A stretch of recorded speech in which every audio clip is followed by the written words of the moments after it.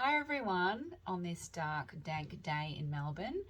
I am back for Movie Monday and I wanted to talk to you about choosing colours for your cards. I have quite a few people ask me, how do you work out what colours to use on your cards? So we're going to use this card as an example.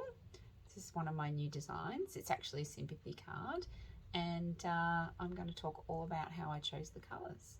Let's go. So to begin, what I've done is stuck down my face onto my card, and as you can see, this little cute bird is just from a large piece of paper. I have the scrapbooking pad that I used, and with scrapbooking pads, the way they design them is that they often have very much the same colour palette throughout all the papers, so you can easily mix and match these papers into the same card design, if that makes sense.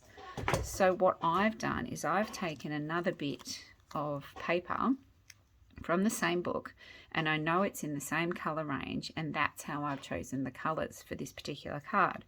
So I'm sticking on this trim at the bottom, which does two things. It gives a bit more colour to the card, and it acts as a base for our tree. And then what I've done is to choose the colours of the tree, I've taken it straight from this pad. I've got the exact same red, well it's kind of a corally red, as the little flower and as the checker. So I've decided to use that for the trunk. And I've chosen a bright poppy teal, I suppose you call it, that corresponds almost with the bird. And putting those together, I'm just going to run some tape across the top of this tree because it's going to stick onto the front of this one, like so.